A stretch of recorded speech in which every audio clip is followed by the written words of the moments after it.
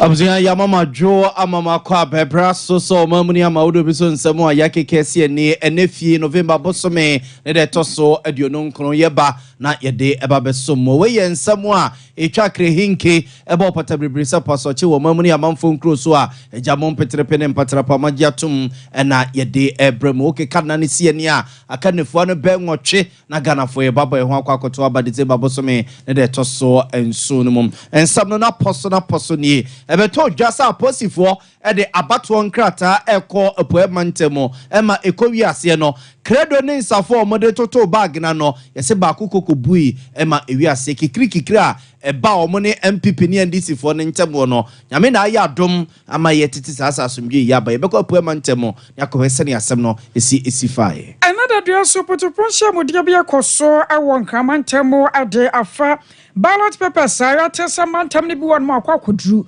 nanso enso ne ho Dr. Alhaji Mahmoud Bamia wo DMPP amanyuko ni maprema mpani adwafi akosia gama nchede na nanu atrankonya omo ewo enkrapompene mantam no omo akwakobutu mai Electoral Commission de abachwa sa fiya bato no oberese Collation officers wamo abakwa bato ampeso ahodo so no wasa bato ne nkenkanso ebekontem enneso mampani na nanu danko akufado ko bi interchange mbono fofra no ewo enkrapompene mantam a wo chese we ya dansidie efa mampani no ene aban nyuma wo mo aye ewo mayemu ananso bakonsa samu ya akwaso ya wonetu akasa amani pamiansa firimu asuko ni akoda baako woka ho we ni afoforo pinu an yakekese ne ne sekase ya babia wo bia na nwumre yeba na yede ababesom asra piesie yemfa emanyuma ekui aya 21st clinic sciatica expert ne wonoma body through herbal center what through co capsules atayechi aspras group woman de wo to kwan yo na mizo anafaji nso agwa baba pa e ma ro fisa Sompa chade afi we de na baba so live ntabusu onya fa wo de maya na wo de abantam we no nyumakwa wo do won mado so ya sene de mo live wo ko Facebook YouTube bon ma benya no wahye na yansam ni nyina so wasanso atie bi asomfo be no na fie yi ya tena se ba kenkan semi de ama wo medin ane akosuya aje wakwade aboaten Minimia. Nana ya bo malibia boga. Abza for yen sheka sena sem free man penny na nado danko akufo watch man PC be ma boda na tena yenene Ghana man penny ya mamrani amane ya wonkrapompre man temu a interchange foforo kra na baye ehase ejawa kwakotwa humemu a free na koi ahyan betimi adi asem free wo sa interchange yeso na man penny na nado danko akufo do kire se we adansidi a kire na ban aye nyuma se eba na se ne yakwati brende ka na se infrastructure ibia na kese na ban aye bi pa ewo omayemo mampani na nado danko akufo do kasa no wode abasobosronko ekoma atena hodo a sa Obetsebi-Lamptey interchange a wo bie ne fe tosum yenu ano no wo mo esusomu ebo aye de omunim de omutire po ebo aye menne ababedu sampempreso wo bo munyina abaso se aban ne bekoso a ama empuntudwuma no womo aye bia to apeto omamu nyina wose we akoba sei no efiri na ekobebo apa ama akwantufo ne adwumayefo a empempi no monam sampotemo no mo ene interchange ne so no omatimi akontem no masaso abantem no mo wa harewo mo ewo omana muntu ahodo a wo mo etu mo mampani na nado danko akufado nsemo a ene oditu dwamra na oya mamre ne amane na Obetsebi-Lamptey interchange no obia no enie. Happy to be here this afternoon to commission phase 2 of the Obetsebi-Lamptey interchange. This remarkable project is further evidence of the Akufo-Addo government's strong commitment to transformative development that enhances mobility drives economic growth and improves the quality of life for all Ghanaians. At the inception of this project, my vision was clear: to confront the persistent traffic congestion that has long impeded movement and economic activity in this crucial area of Accra. When I had the honor of commissioning Phase 1 in 2020, I pledged to the people of Ghana that we would deliver the second phase as part of a comprehensive solution. Today, I'm deeply gratified to declare that this promise has been fulfilled. The completion of Phase 2 is not just an infrastructure milestone. It is a pivotal moment in our nation's journey towards modernity and efficiency. This interchange will significantly enhance the flow of traffic to the Kolebu Teaching Hospital.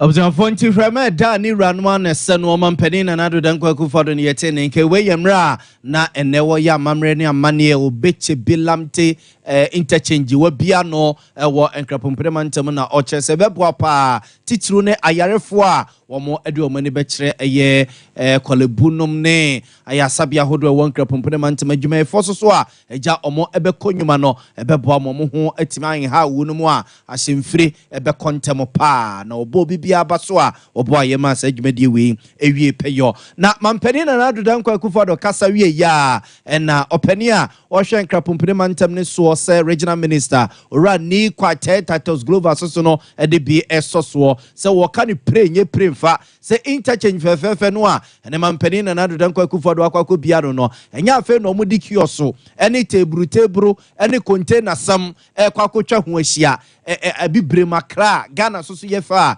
eyeye enti obemanani ye de akira wa wonnimu a obewa dwense wodi tebru wodi kioso anase container kwako potwe baabi no womo ene wodi let us renew our commitment to preserve this edifice by maintaining this infrastructure to ensure this place is kept clean. And I want to humbly appeal to the two chief executives for Ablekuma Central, Honorable Mariama Kale Amuing and Honorable Elizabeth Nakwa-Achota Yuasaki. Last week, Tuesday, during the commissioning of the flower pots, I did say, and I want to repeat myself, that we don't want any containers, we don't want any kiosks, we don't want any mechanics around the shoulders of this interchange. Immediately I gave the warning last week, a coconut seller and a banana seller tested my resolve. Quickly we have to move in and make sure we sanitize the place. I am pleading with the people of Abosokai. Please, let us not put benches here and be taking fresh air. Let us not put any other things here. Drafonti we also for enkrapompremantam ne muso honorable ni kwate titles global ni yetene nkento say Abosoka fitafo no waka kire wunum nya fe na interchange na se wo kofa bench aba be siase se wo ba begin from ebe wiase na wutonku ehwa nkromo che no sesa de no nya de ombeso so kura kioso ene container sam ni tebru ene trogwa amanfo edc miamia no se ne na no flower pot interchange wo ma award na amanfo amfia ade anche so kura no kokoro afo kokoje hoboso no wesuso obemenani akohom na ma hwese Ghana soso ni abibrim eyefa eyeye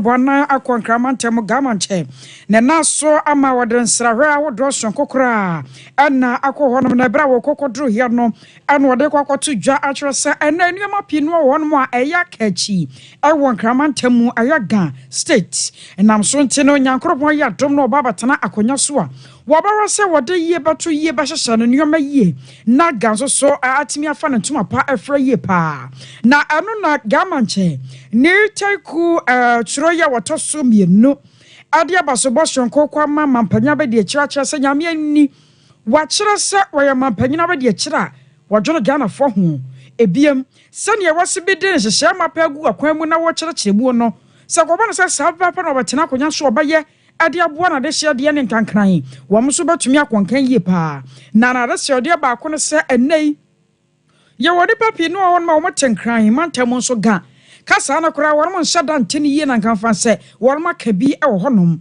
wɔse aka ho bi ama wɔn kasa na kwa na kɔfam emu adwadie nyinaa no ɛso tete ya wɔbɛsra pa sɛ nkama mpanya be de kyerɛ nyame yɛ adom no babɛtena akonya sɛ mampanyina wɔbɛra toto nneɛma no yɛ classrooms ahodoɔ no yɛbɛra sɛ ganso so ɛbɛyɛ kasa yɛka ɛwɔ sukuu mu Ghana Paramount Stool, the custodian of Ghana culture and tradition. I want to say, and just like you rightly said, hosting the capital has not been easy. We thank you that you have taught about solutions. I always say that Accra has serious problems and needs serious people to solve these problems. We are in line and in link with your solution. Let's get them by.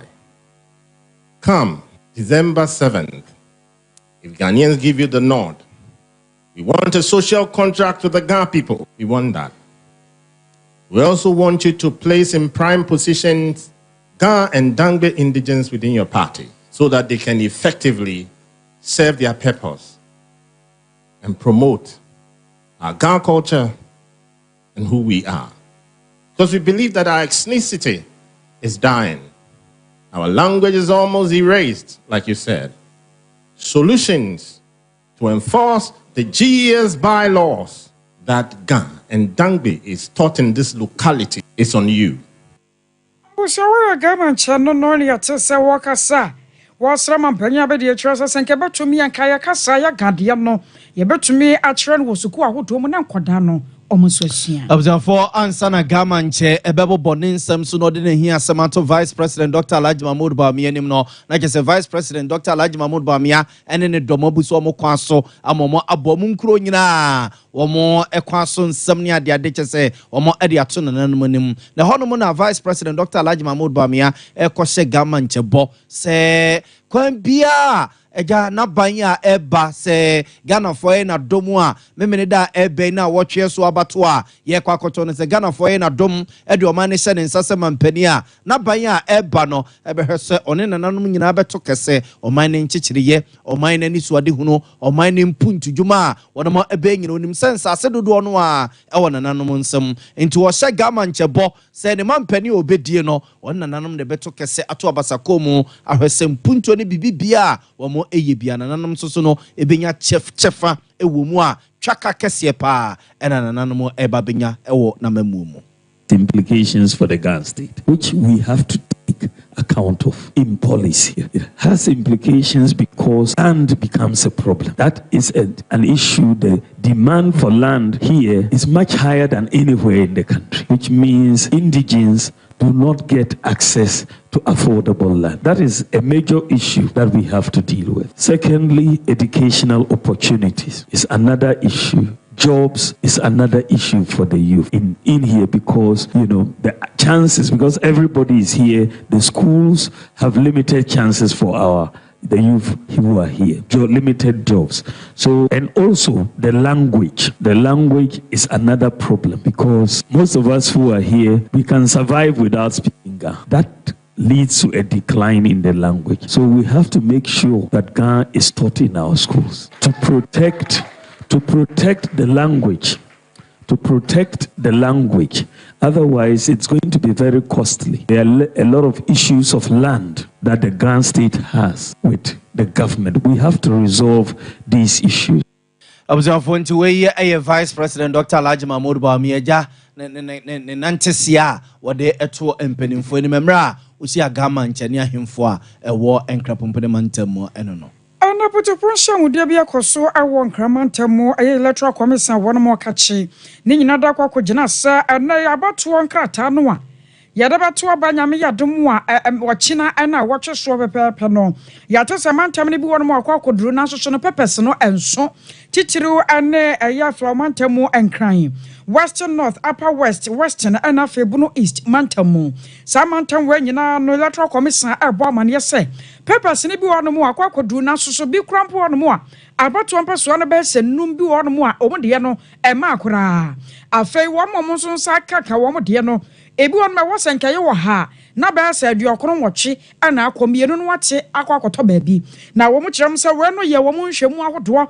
Ana dada media one mu die so obekoma ntama wodo no na won masa akọbọ akira hwe nkrata do okodru ye no eno na kan bi ma electoral commission ekoko hu sanfom so ya etise yi na aka wo bi nti ne won mo srapa sana ne kire ya daro nam sebra na bempen so nti no amanyoko wodo no bibia da be ma nam sifo na won ma hwe se pepes no nenkenkan na se ne prente no be kontantam so na atumi aboa ma fia bato ebeto no enioma awiemu die Dr. Bosman Asare One of electoral commission abedi chire ana wacheche nsemu ya wacho se nei asansam twofo anasa Ghana fo bi no afa asam no foforo kra ya one more kan dane asam no se electoral commission beso wi abedi mu ntina ama na bana sa na so obesere sansensem no nenam no ye mo entungu inform the political parties and the presidential candidates.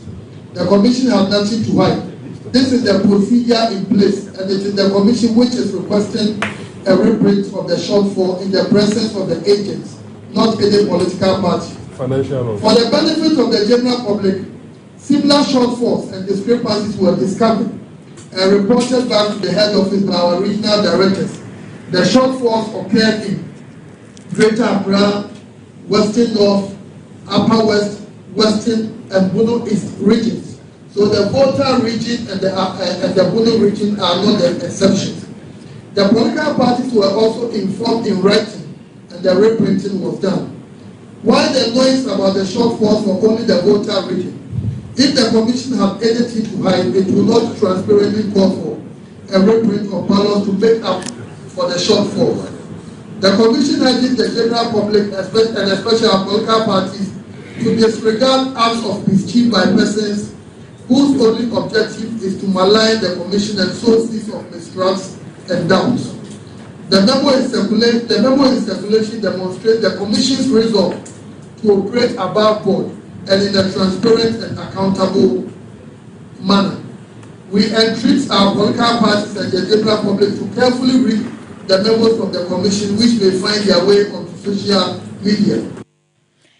I was aware Dr. Bosman Asare, one of the electoral commission, Abedi Chironi at Wakasa, watch one among two shunku and nay, Peppers and Noah, and Waya Quache, or Mantama Dwascono, over to me, Ayadia Fahon.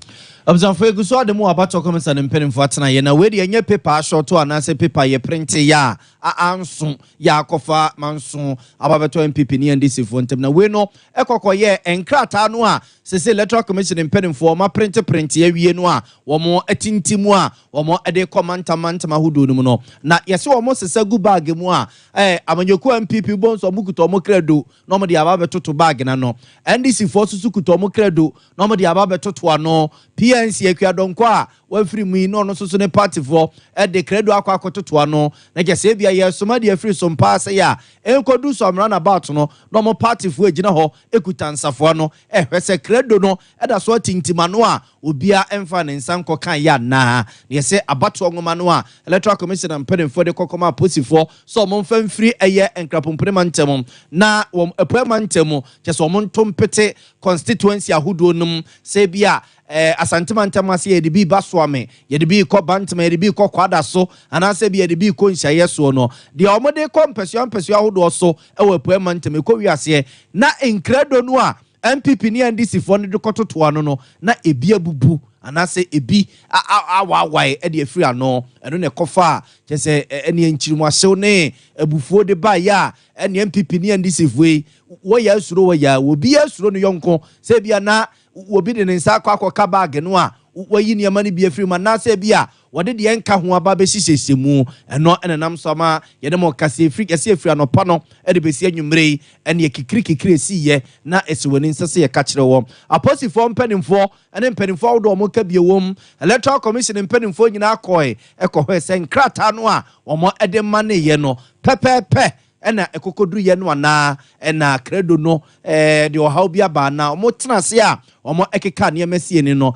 na kɛse obia ni wɔn mo a nkrata no wɔde ne nsa akɔka na yɛ credo no ɛna ɔmo sesa bag no ɛne wɔn ɛde gu kam na yɛtu yɛato ase yɛde weesi ase no ɛna kɔma credo no ho bi ɛkɔkan ne mumenya boapayɛ sɛ obi ɛkɔ akɔyi credo no na nkrata no a egu abato komisan bag no a yɛde nwoma na ɛkɔ no wɔn akɔsesa bibi nti sɛ aposifo mpanimfo abam ama mpanimfo wodo bi no abamu a nti asa yɛ adwuma a wɔn gu so a ɛkyɛ abato nwoma no ɛwɔ mpɛsia hodo so ɛwɔ poema ntam Eastern region nti wei ɛyɛ entity a ifra no pamu de besi anwumre na yɛ tete ɛde efiri poema ntam nyankopa yɛ adom ama asomdua ba aposifo no ɛtoa so ayɛ wɔn adwuma yɛ hyɛ mo bosa asɛmi yɛ ni edi akyiri yɛ bifra to bia no yɛmfa ɛnkame mu Abusuayo fan kamemu ampa na electoral commission akache wan yaguso ada ye gina sebre no electoral commission de ato dwa atresa afia abato anam se da shunkonti no wabara se ebenya collation officers awo abato ampeso ahodo nyina so anemantam de no se ne ebe na betumi aboa ma aba no ne nkenkan so ne bekontem na we no abekwa kwaya abafo de ase won betena wo computer papa bibia bekontem so na electoral commission wo headquarters e won kramantam no wo nsa atumi asomu Dr. Bosman Asare ya wono ya panyepa be de chiri ma electoral commission na ne woto na num tuo kan ya won kramantam bra wo ne amanyoku awodo na msifo ekokosiaye. We want to discuss the two issues together. When we finish, then we will open the floor for the discussions to take place. We are beginning with the collation. The commission has appointed collation officers at the constituency and regional levels to assist the returning officers and the regional collation officers in the performance of their functions.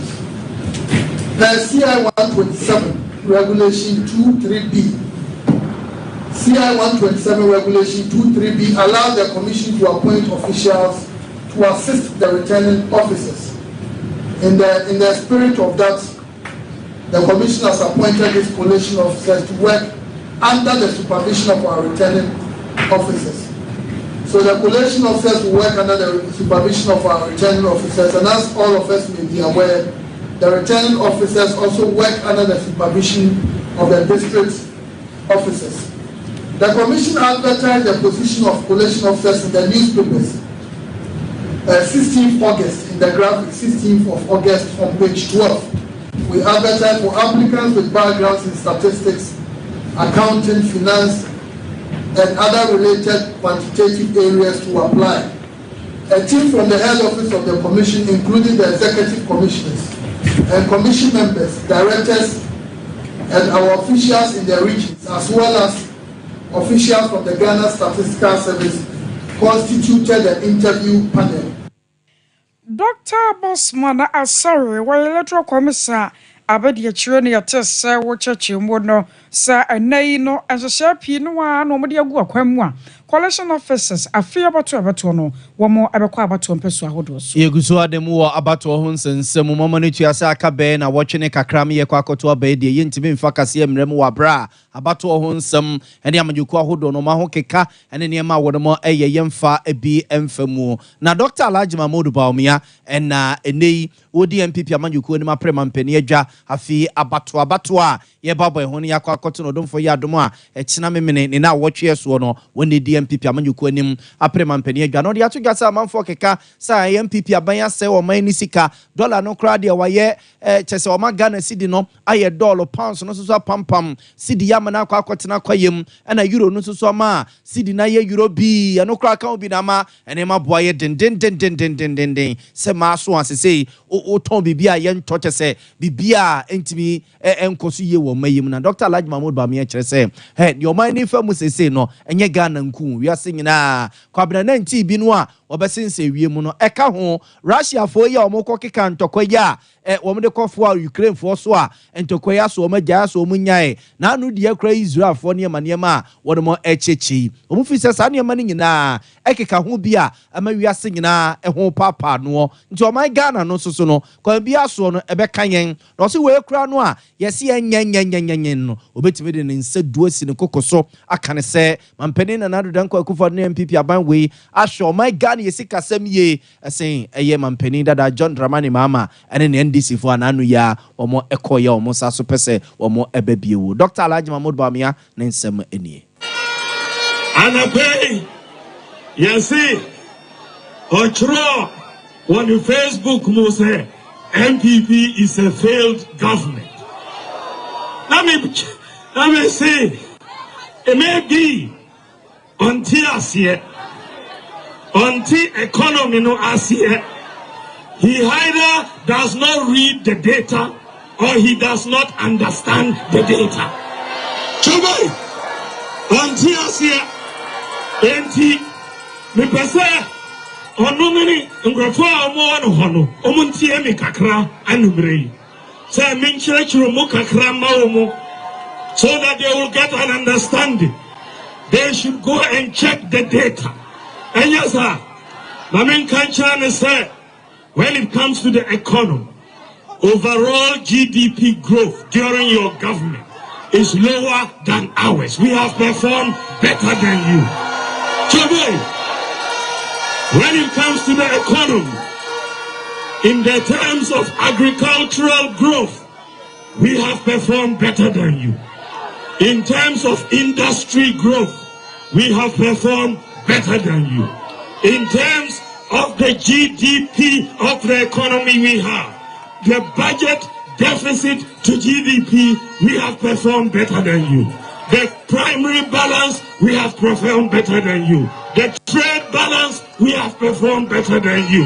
The current account balance, we have performed better than you. Gross international reserves, we have performed better than you. And let me tell you, Chubay. Abzafonti weye aye Dr. Alhaji Mahmoud Bawumia weye mra na achesu gusua enam enkrapumpene mantam ebontoa ena odesansem wei etutututu dwa Ghana mara ni musam dada sende wokọ boko a antokwa sore wabusuakọ mienu antamo ama enei adaroro no na ya hye no obi nso krampo no mo a won maprepra da yare sabia ya ni padoro no anso afiri mu na antokwa no kam ya se akwakọ se bora suja no ewomu a na amane mu so ewomu a na tiada na nanse de ye sode ye die echenta arawosam no se na dadua ya nipa miensa ana akorabo aka wonom na akoda ba ya wono eye sukuni ya wokọ ne suku wanka bi nhyemuo etu akwakọ na maya kase no abusua wanka atiasefo ahubiem enwemo kire sase ya no enipa a wonom afiri mu afa no bokon sansam ya nansen antam ehyase no wonom akwakodu makomako aduasa mienu wom na awuo na eno de no hyase ahomachi eno mo hyase se wom tututuo womu wura fiafia wodo mo mo hyehye hyiadan ene ade a ene se ena wie arahosem wote seye abababadagya ewom sa bambofo wodo wo aposifo domo asrafo domo ho wo bia ye na fam de nanso se ne eno masibi ka kono a ano ya hye no aya agensam ye papa ya bambofo etrese se ne tie bia da no wo bekoso aye won mafam de no mahwese wo bekoso aye bambom se ne be no ni padodo no ada emfiri mu titiru ane afia eye abato afi 21st clinic ye gina so na ya kanfo adiamao se won ye sciatica aspect to asentini atwenwade aba na mromu emotwetwe emututu oje ba bia anyia kwese obekona dokotafo won mdo mu nim de mu nyansa eba hwo ama ho atowo wo laboratory centers e wo hono scan massage ne nyina da wo be yo bikama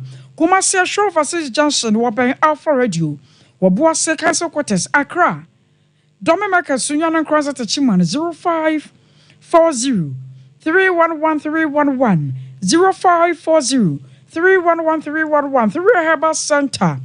What a 3 o'clock capsules about a cocoa Siadia Yam Timadru. Woko Kalana Keba, Danny Herba Misty, Apidanka. I hear beside so per 3 o'clock capsules, Coco Masata, a Drupapano 0546 107 107 05 46 107 107 Express Group Nsunie Canada, US, UK, Holland, Australia, New Zealand na Germany na basa woko aya Espresso yadoba to fa wa bra ho ma sam scholarship nyinata wo pa bia abusua won sabe to me aka kuma siasa for labor on about Accra Kanashi First Light 0249 000448 0249 000448 Sompa chadiere ni edi wo don sem no de ma ketua bia nsa o de ba ya baje abada wase nemu wa ya hya nso se obebo mpa ye de agusu ho sanse twede mpo afi oba na dwuma ye pa entoma nta de mpa boa bibipiata ye baje Sompa kranza awa Ghana Commercial Bank dining Sompa sunya ne night market Sompa kumase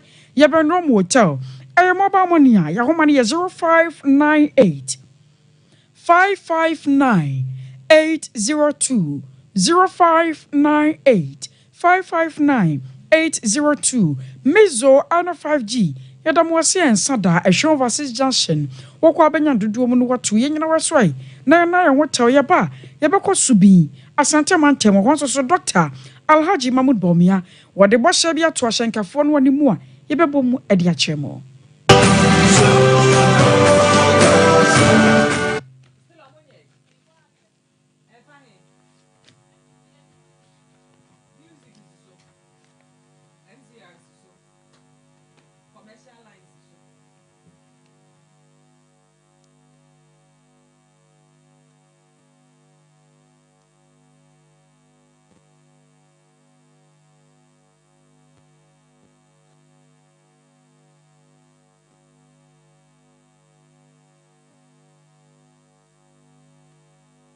ene besan yare no masa de machine aka ho yare sabia yare bia wutimi de ko ne mama ade ba ko a wo magidi wo mu pa no sciatica ena stroke nso de kwa diabetes ne hypertension ne ade Ghana ha ba bia wo mo ho 0540 311 311 0540 311 311 na 21st clinic wo mo sciatica expert.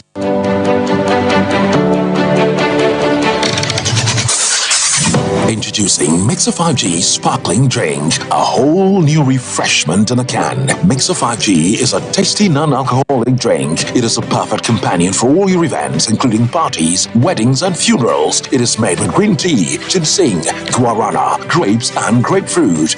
Get refreshed with Mixer 5G Sparkling Drink. For bulk purchases, contact 0246 270 221. This advert is FDA approved. Brakasa ye duabon waso a ne dwumedi wo nipadua biara pomden ene na brabo mu ne hien yi pa enye brakasa nko nuaba ne haban bi te se kwunsusu a abonwono ne dia akeka ho no kura enwanunu ahodo a ekwa animu yi ankasa brakasa ne sa nuaba bi nom ne akeka bobudi afa abefo kwan so a ye dia ye brakasa powder siesi nipadua na aba akwa ahodo no ho ban afri mpani yade ne yade ahodo pi ho fa enkodate de ma baako freduane anopa ne anwumre anafa enkodate de ma baako woni nsuhie yeti anopa ne anwumre wobra wadidi awie ubenya prekese powder to Kingswalk Herbal ne Heroes Herbal Accra Okechi Drug Lane Dani Herbal Kumase Mensa Takrade Mose Pharmacy ne Greenlight Pharmacy Sunwane Cash and Carry Supermarket Asantwa Herbal ne Bibidro Depot Techiman Sewa Herbal Mampong etufo mfre 0550 19 15 14 prekese powder aduane san yedru FD ahwehwe sankratu mu agiatum hey sewa me hu acho me na no me bisa ekra so kwa brochu Kwaku afeina mebeko menkrata krani hey ene me ma connection man for den kofo sika aduane ne wanya otedidi musa no oh Express Group Adarumenti akwentu ayefo opese otu kwan kosua dia Express Group do be call mind be to say Canada, US, Australia, UK, and Germany. Say a tour na se visiting so Express Group do be call Dubai, Canada, US, Australia, and Germany. Mo amopese motu kwan koye adwuma nso obetimi do wako Dubai, Qatar, and South Korea. If you also want to take international tests like SAT, IELTS, TOEFL, GRE, GMAT, they can help you pass easily. They can also help you secure secure a good job in the UK. You shall mention a crime of Kumasi as a labor roundabout where Accra and so Omo Carnation First Light, Tama Omo Community 18 Lashabi Girl Filling Station. From Moa Macho for ISO 055 555 0067 and 0249 000448. Here in Ghana, when it comes to chicken, the good old days are back. Why? Because Boris B's Chicken, BBC, is here. Yep, give your family and loved ones Boris B's Chicken. Fresh, tasty, delicious. Boris B's Chicken is produced right here in Ghana by our cherished poultry farmers with support from the Ministry of Agric. Get whole frozen chicken, gizzard, chicken feet, chicken neck, and chicken liver for those special family meals, buffets, picnics, funerals, and all restaurants. Get Boris B's Chicken. It's halal, so everybody can enjoy. Wherever you are, call Boris B's Farms hotline 05 444 444 53. Ask for our branch that is closest to you and come get your chicken. Boris B's Chicken, BBC, proudly a Fiakoko.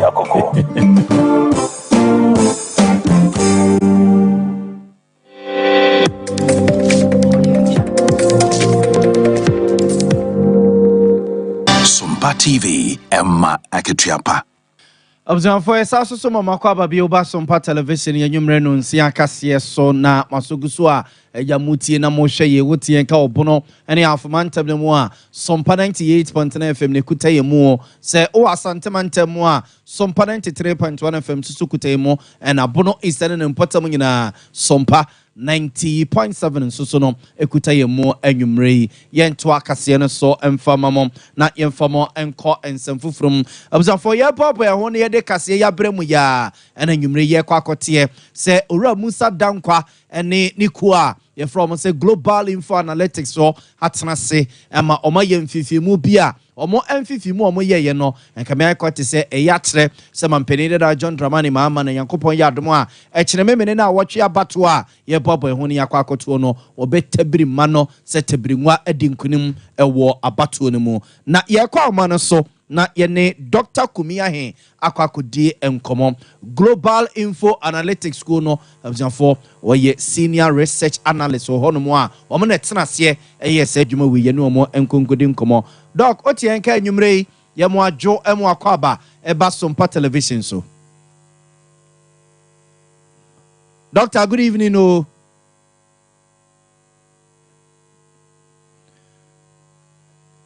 Dr. Kumiahe, good evening.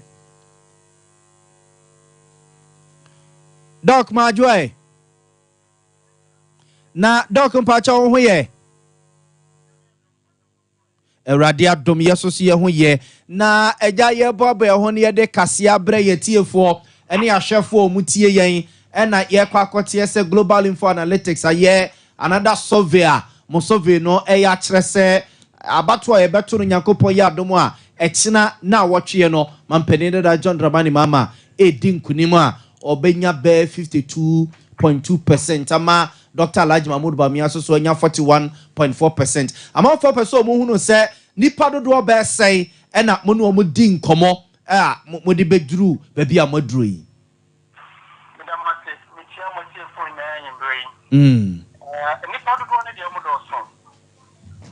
Ya pano be 2 years ago research ya ye ne yakeka ne o mai na bom over 250,000 people. Okay. And you to me as a petite cream, and ya petite cram say, and say, Yami have no 9 next week here for Twaba. Ghana Bobby Bree, so soon, Yana say, you are John Dramani Mahama, and a big ready kind with a 52.2%. Dr. Mahmoud Baumia of the MCP, 41.4%. Alan Obetsebi-Lamptey, 2.5%. And another funny video call 3.0%. And I think I can Yakabuma 0.9%. Now your margin of error, your research, a plus or minus 1.3. And I would say, America Krayaki, give a better Mahmoud Baumia and I said, John Dramani Bonahumodia.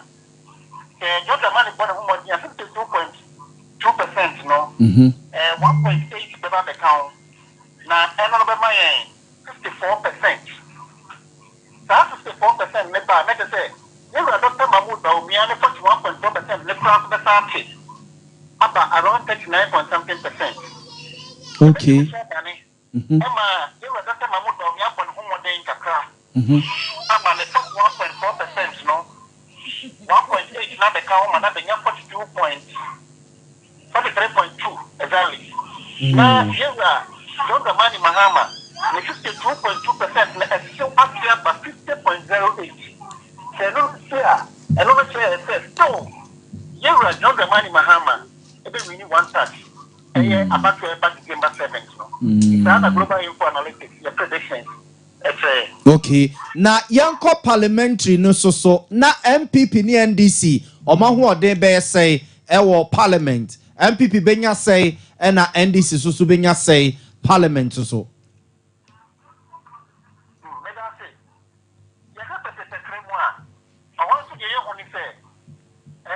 NDC is likely to get majority in parliament. 150 seats plus.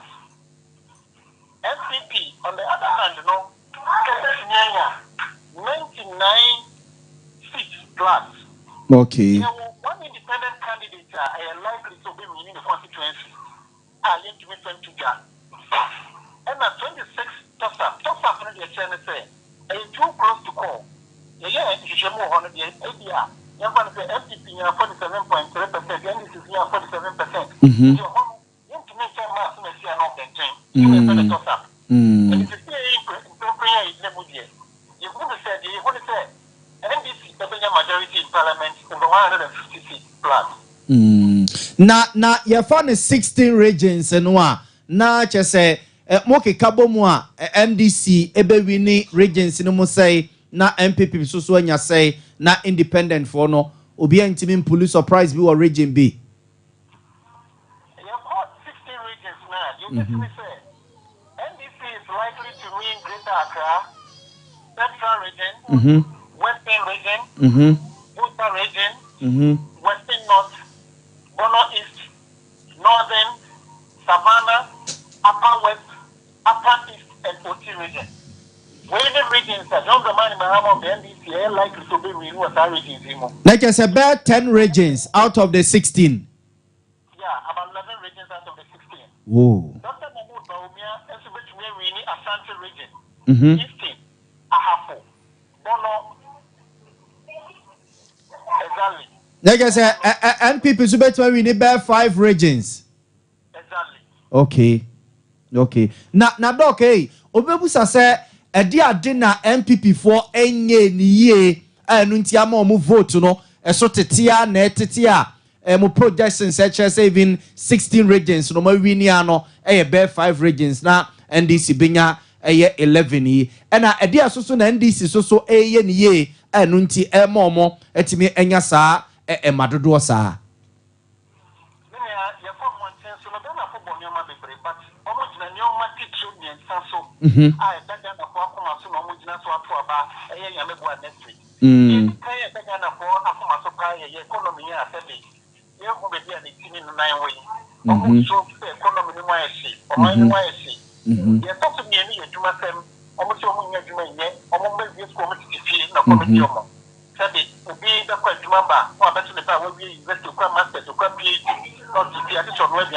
to do. Almost say, almost education, some normal bullshit. Now, Polaco school, Okuburi taught no assign the chair the fee. Indeed, the normal man said that I found my super cheap and the more empire economy won't send. Na modesa solve away to J Mati MPP ni NDC for no enka sebia omo frem sebia momfama wo mu na ebia bebia omo ahoden so no omo nko biam bebia na ahoden wotsoro no Mati parties nka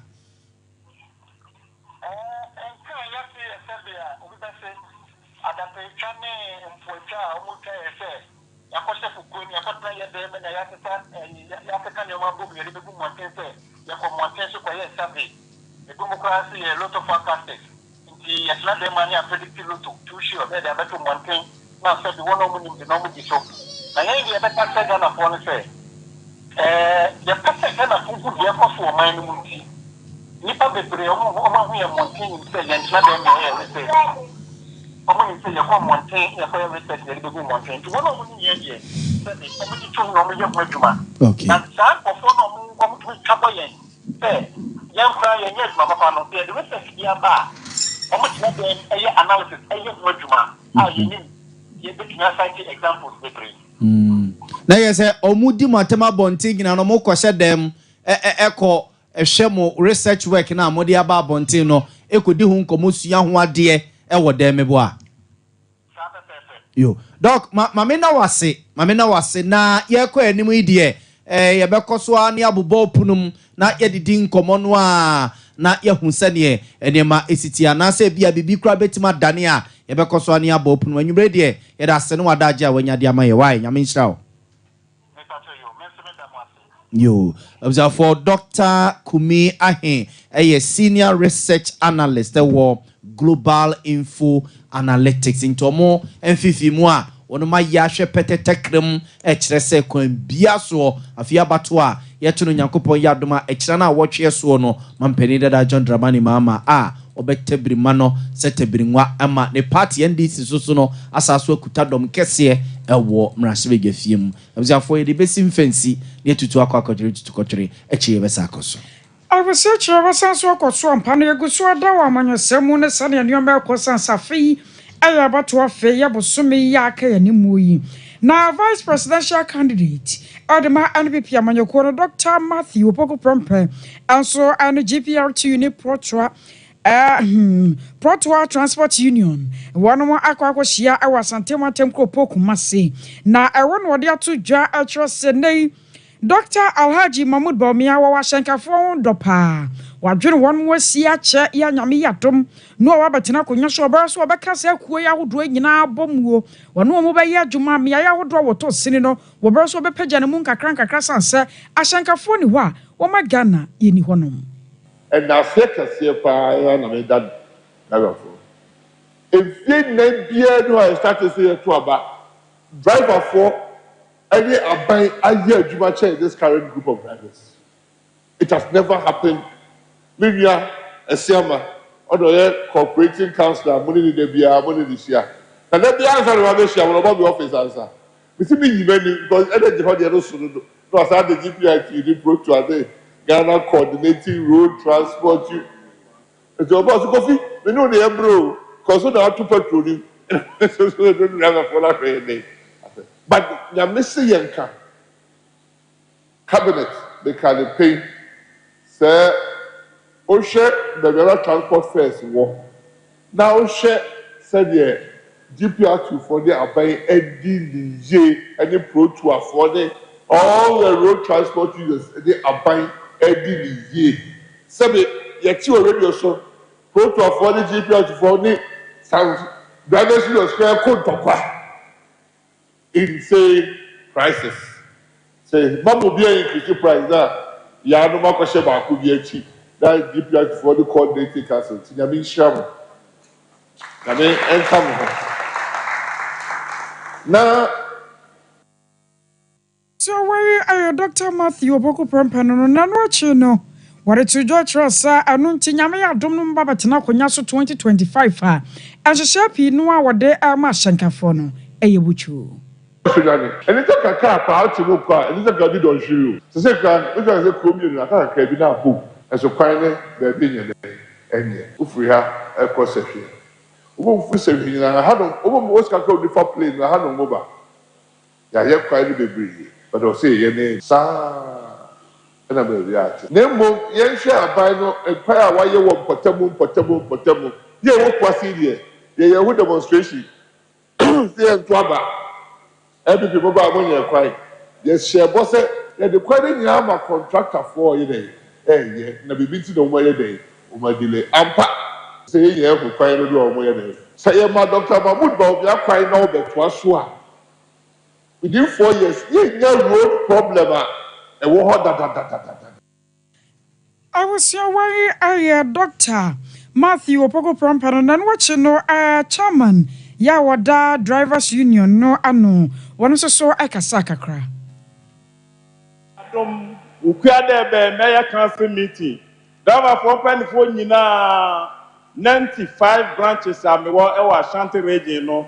5 executive members in Yami Adma Ukuada Minua Mushia meeting or cultural center. And then the other Bama no, me kwam the Bama or also the Beko from Bo, a Bayer Juma Cassia pa. Sana min penny for Nina so almost so a bay or more council meeting a tatuo. And sana abatwe edro so they say intimidate this or nyina so what information omo de bema omo executives omo de akoma omo members no enti said the da mu yesiti ma ye no samuti organizer o kan pay sa na tie anya ne ye ma nyina na ye meeting no ne demom no omo ato nsa fra ye mpanifo a ye da 24 unions na no I was your way GPRTU and Portua Transport Union. One more and Dr. Matthew Pogo Prempeshia. Now, we be at Alcanisam a Chani Yonku. Observe Fafi and Famonco and Woman Siamu and Famonco in Tampa, Wabono East Mantamna. Her teacher war a Pesika DA Primary School and at Nancy Gunensa Yemua was there more Monsem Wobi. See, ne, ye drew a abefunim dear Quanson Nabibia. Computer so ye noa obesra mansan se ne ma ene ne nkwada wo kire o ma de wo Apesika DA Primary School ene ne Junior High School no computer ya wo mo kwotro ho nsohwe no ba kokra se ni school mo no mo nti obesra omo a omo ensem wo bie se so metima doma bo wonum ama computer so manya bi e de acheche nkwada na de a enka ebebo apode sansem to jawabra na omo edi dwuma e de akai school no omo afinchia na ekwan sro. And mental health indeed is a human right and must be prioritized everywhere we find ourselves. However, access to mental health remains a great challenge. We're doing a 50th anniversary. This is the first time I attend school since 1973. The anniversary.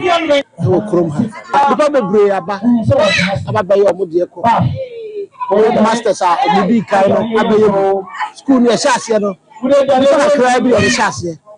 Say, the car, a free KG, opposite gators, you won't cross 777. Square tier, and grab 20, a year to 777. And a woman has said, that fashion way, educate awareness, says school of a beard, and you need to be here more. Observe for to way a Clement ye boa where ye head teacher at the school nano na penia or more eton suffering so may titreni ma wunum a yera Isaac watching on so a crappy or monsam to say. I put you have the mammy and among it to a man and I say a woman's lie a put you suffer. And can any on a woman's only for and so I know but this is the only madam now you not in Casa. And they said the Abuja so the other numerous school. La woman I am put you suffer. The baby living is one of those people that are on the Ocasano, what do you mean for Moses? You say, or number 4, why I'm going to school officially with you. But I knew you there. Observe Fonti Titrenia Wakobwa Yema Jumedi Payo Ewa Apesika DA Primary School a work in Tampa Bontenso and Nona Oko in Tampa South Abaton Pessoa or Penny I want to share Mercy and Naso Ewa main cinema Ura Daniel Apia one also so and then Munyamokote Jumedi Emma Mikobi Naman Kebidi what a crasso to see. Sounds like that you better wait, man. Every me baha echo. Because say ya bibi wo fongo me ne dey pa me ba e masaya so na ko me ko akura ebi asa abubu je say yen ko ho bio anan e ba sa me do kakra e say me ba mensim ha no me ka nante Apesika e kuro a mo ne di emosua ho ene ka ho se ma ba madu be prensa na wala we banana nanom hwe is a master can kind of school quite tankora be Observe nti we ye ayora Daniel Apia Kintampo South abatom pesia so ngomasua tena ye wono ene da no no susu di bi soso no se aban ye na fa mu de nenso ankrankro mu nsem wo bie esoso atwa mani behwe suku no a enka ebeboa pa. Professor Paul Jerry Ayedindema School of Nursing, Yawa University of Cape Coast, and Oka Satra Senyamianimni, and Yamabu on more, a Koso my Ghana Monsoni Paradonwa, Yamfire Nisha da Emusa, was he a diabetes surgeon, we yet dear Adrimu How, was he a Dinipa Pinuano. Akwa to ayarasabia wo do a ne ya to wo chain naso nka asase na na kesi no kwan ya ka betumi ayeye wasra dokotafo won mo ka bie wom afenso kura po na busua mu sese ko ba no se ehunu se nipa bi wate ne ho wote ne ba bi ase won hyada nka no mani peme wo mu ano kasa kasa na dwene no hyada anyina so sade yenim sadada da wote ya no a ye wasa ntampa no ano ye ne bekwa ayarasabia yebebon wo da wuro ntam na adokotafo atumi asi anokwan ebra na anai na won mo jade suafo pinua atumu no ye wa wa tu ewo aye University of Cape Coast aye School of Nursing mu no na Professor Paul Jerry wade asemi ekotuja. Health indeed is a human right and must be prioritized everywhere we find ourselves. However, access to mental health remains a great challenge to this nation. The treatment gap is still hovering around 98%. What this means is that of this population of Ghana, only about 2% have access to mental health. There is a need indeed to prioritize mental health. Despite the rising recognition of mental health globally, in Ghana, our culture, social and economic disparities only go a long way to worsen mental health problems. Economic high employment rate, poverty are significant contributors to mental health problems. There's indeed a need for awareness creation, education, empowerment, job creation, social safety nets. I want you know, Anchor for Nursing Training College, Principal Yawatano, Ora Simon, Dogidon, one also saw Akasai. Education and perseverance are led to this success. You must all be ambassadors of mental health wherever you find yourself, whether in Ghana or outside Ghana. Some challenges: non-accommodation of teaching and non-teaching staff, limited space for computer laboratory, encroachment of some part of the land, non-mechanization of our temporal casual staff, which is draining the little IGF that we get. And there is the need for a hostel facility for the increasing number of student population. A very overall best graduating student, say do Anderson, one also saw Akasai. Graduating and I found myself to be the overall best student. In Kansas, Madam, when you are in the school, but young first school 20 years in Bible. Maybe I am Panko, I am Kakranka, and co school in Elbon because sometimes when you are holding or you are that makes me what do you say? That another one out of the way to the same now, when you be in a way. May encourage you on the one bra, and can free your school and Obama to take pa, that you be no also equabonting. Enko point ibinu mo ndo da wa ya abona afo na emu mehu won da won so sabe yarba na ato ho na adwenim na woso wo hiamboa. I was aware Saida Anderson nene ne ekoti.